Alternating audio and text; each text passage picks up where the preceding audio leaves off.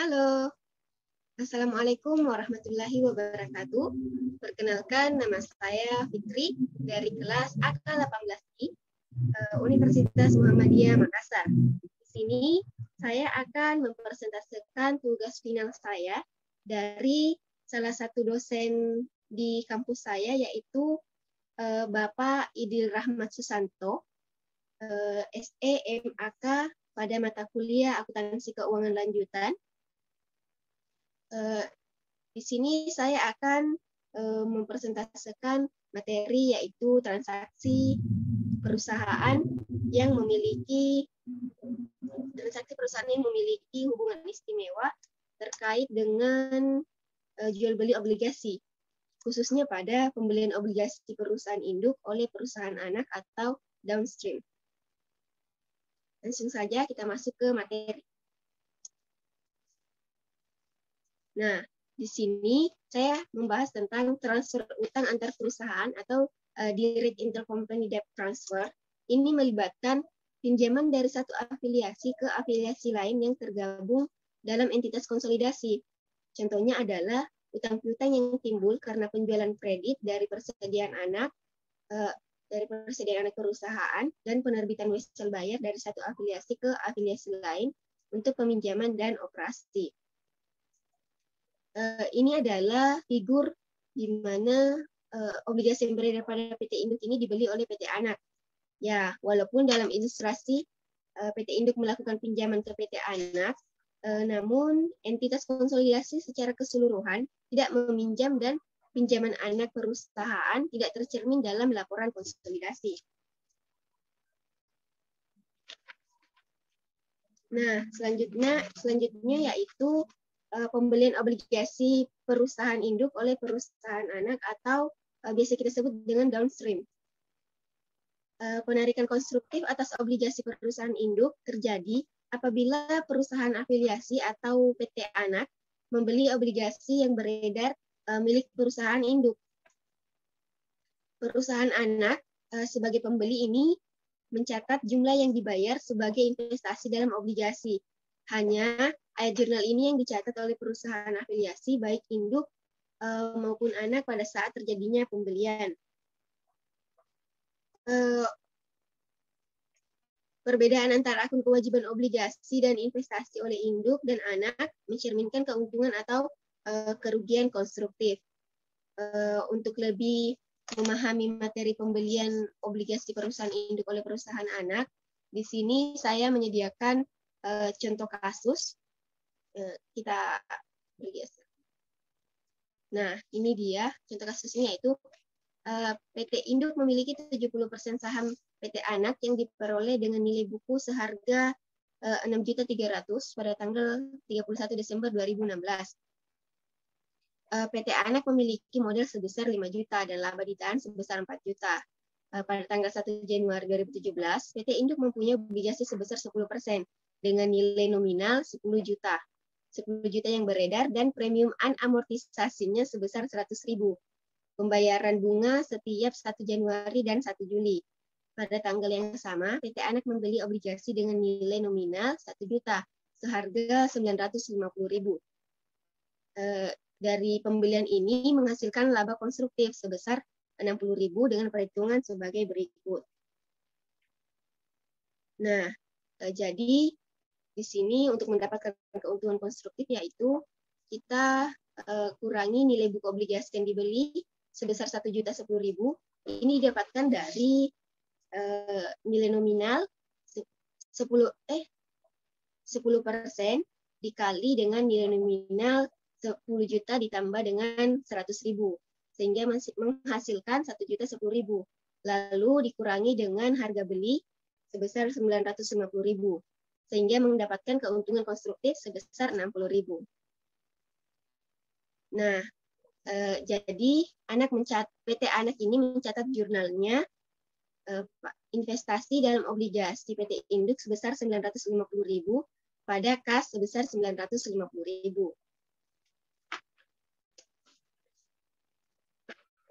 Selanjutnya yaitu jika laporan konsolidasi segera dibuat setelah penarikan konstruktif, ayat jurnal kertas kerja untuk mengeliminasi saldo investasi obligasi dan kewajiban obligasi antar perusahaan akan mencakup keuntungan sebesar 60.000 tadi. Nah, ini dia jurnal pada tanggal 1 Januari 2017, yaitu utang obligasi sebesar 1.010.000 pada investasi dalam obligasi PT Induk sebesar 950.000 dan keuntungan atas penarikan obligasi sebesar 60.000. Adapun utang obligasi PT Induk yaitu nilai buku obligasinya sebesar 10.100.000. Ini didapatkan dari nilai nominal obligasi ditambah dengan premium unamortisasinya sehingga mendapatkan 10.100.000. Dan juga kita kurangi dengan 10% obligasi yang nilai nominalnya itu 10 juta sehingga kita mendapatkan premium amortisasi premium sebesar 100.000. Lalu diamortisasikan selama 5 tahun. Jadi 100.000 ini kita bagi dengan 5 sehingga mendapatkan 20.000 per tahun. Di sini kita mendapatkan amortisasi premium karena adanya selisih antara harga pasar obligasi pada saat penerbitan dengan nilai nominal obligasi. Jadi premium obligasinya yaitu 20.000 per tahun. Nah, adapun investasi obligasi PT Anak yaitu nilai buku obligasinya sebesar 1 juta. Harga belinya sebesar 950.000 sehingga mendapatkan diskon obligasi sebesar 50.000 lalu diamortisasikan selama 5 tahun.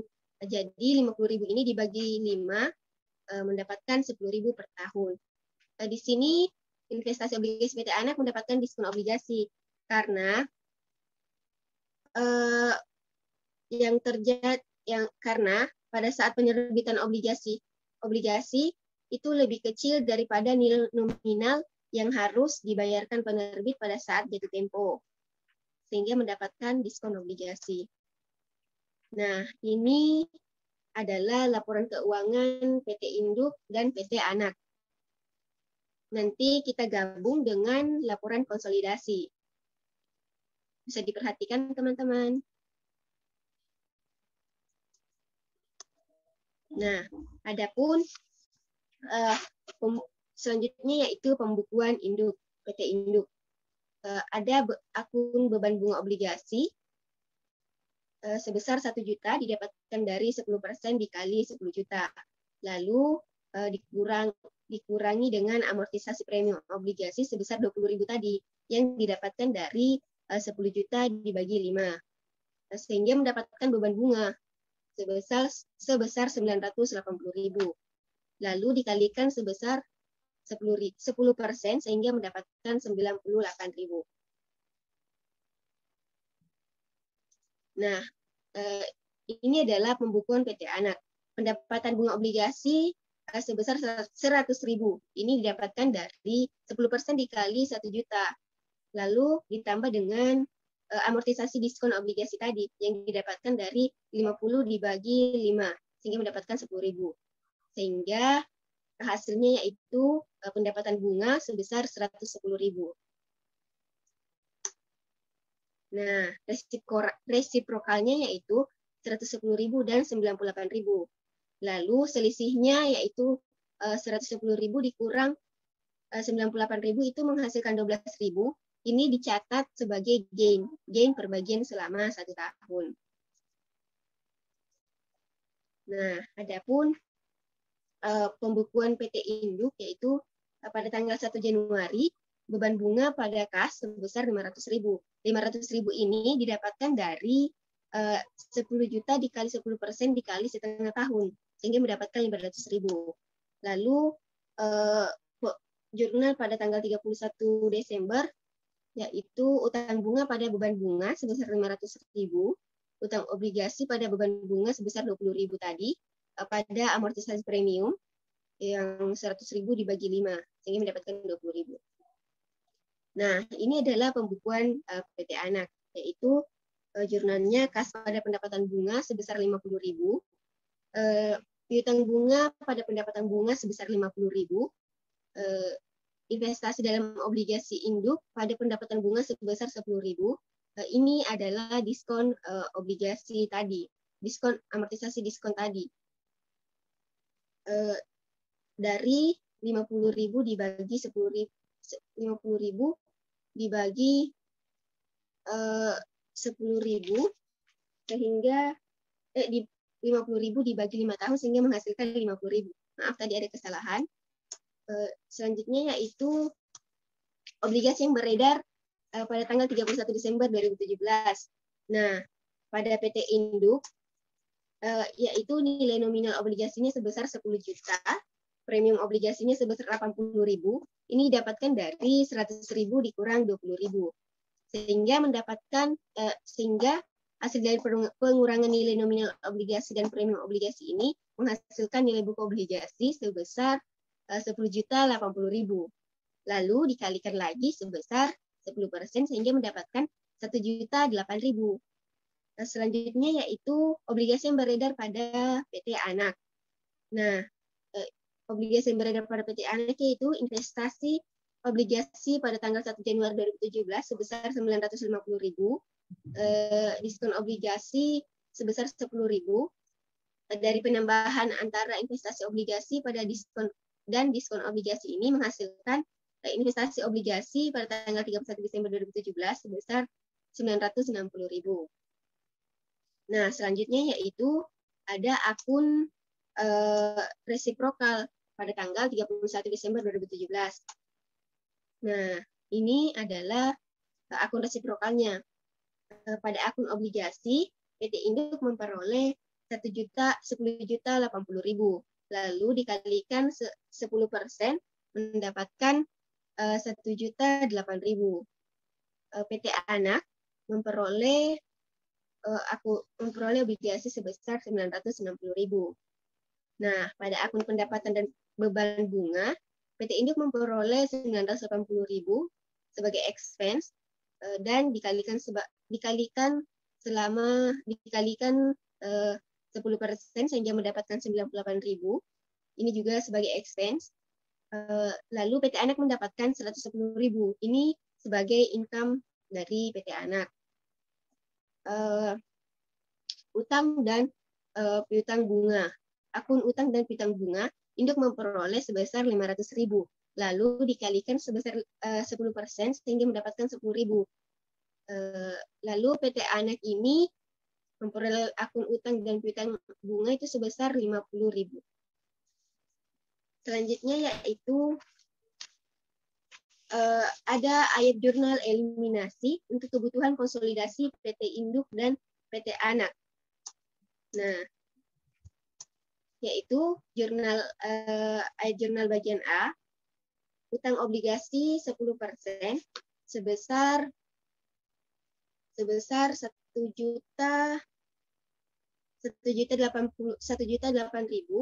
pada investasi dalam obligasi PT Induk sebesar 960.000 dan juga keuntungan atas penarikan obligasi sebesar 48.000. Nah, dari ayat jurnal A mengeliminasi kewajiban obligasi 10% PT Induk serta investasi obligasi PT Anak dan juga mencatat keuntungan atas penarikan obligasi sebesar 48.000.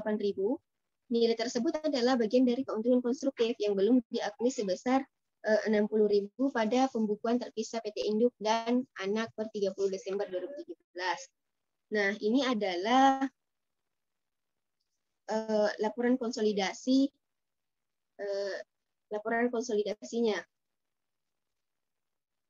Bisa dilihat sendiri, utang obligasi sebesar 10%, 1.008.000 ini kita tempatkan di sini. Kita eliminasi. Nah, ini pada utang obligasi sebesar 10%. Itu 1.800.000 sehingga menghasilkan 9.722. Lalu investasi dalam obligasi PT Induk yaitu 960.000. Kita eliminasi di bagian kredit yaitu ya ini.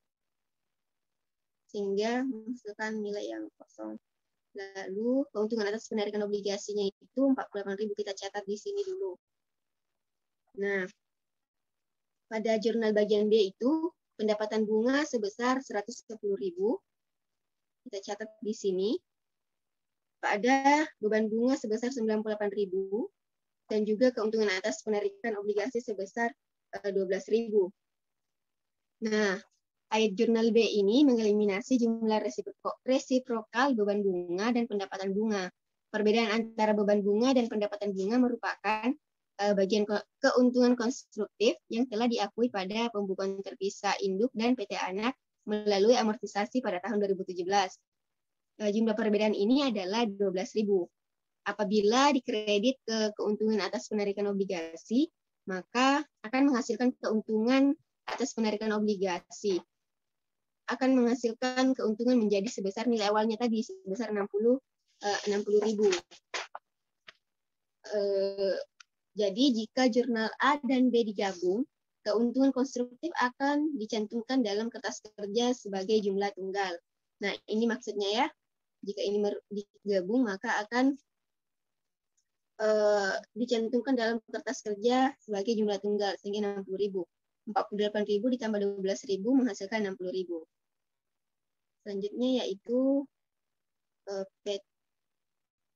jurnal bagian C, yaitu ada laba dari PT Anak pada investasi dalam PT Anak sebesar 202.000. Nah, ayat jurnal C ini mengeliminasi keuntungan dari PT Anak. Kita bisa lihat di sini bagian C, laba dari PT Anak yaitu 202.000 pada investasi dalam PT Anak sebesar 202.000. Selanjutnya yaitu jurnal bagian B, beban hak minoritas sebesar 66.000 pada hak minoritas sebesar 66.000. Nah, ayat jurnal D ini menghitung bagian hak minoritas atas laba PT Anak. Jadi kita eliminasi di sini bagian D, 60 beban hak minoritas. Yang ini non pengendalinya sebesar 30%. Lalu hak minoritasnya yaitu ekuitas anak sebesar 66.000. Nah, jurnal selanjutnya yaitu bagian E, di mana laba ditahan PT Anak sebesar 4 juta. Yang ini saham biasa PT Anak sebesar 5 juta. Yang ini pada investasi dalam PT Anak sebesar 6.300.000. Nah, kita catat di sini. Lalu ada hak minoritas sebesar 2.700.000. Nah, bagian E ini kita catat tadi di sini ya. Bagian E kita tambah dengan kita gabung dengan bagian C sehingga menghasilkan investasi saham pada PT Anak itu sebesar jumlahnya yaitu 6.502.000. Jurnal selanjutnya yaitu bagian F, di mana utang bunga sebesar 50.000 pada piutang bunga sebesar 50.000. Ayat jurnal F mengeliminasi jumlah resiprokal utang bunga dan piutang bunga atas obligasi antar perusahaan. Ini menyebabkan utang bunga pada neraca sebesar 450.000, yakni nominal utang bunga untuk setengah tahun atas obligasi yang dimiliki oleh pihak luar dari entitas konsolidasi yang bernilai nominal 9 juta. Perhitungan hak minoritas ini tidak dipengaruhi oleh kepemilikan obligasi antar perusahaan. Hal ini karena PT Induk yang menerbitkan obligasi dan seluruh jumlah keuntungan konstruktif dibebankan ke perusahaan penerbit obligasi. Selanjutnya yaitu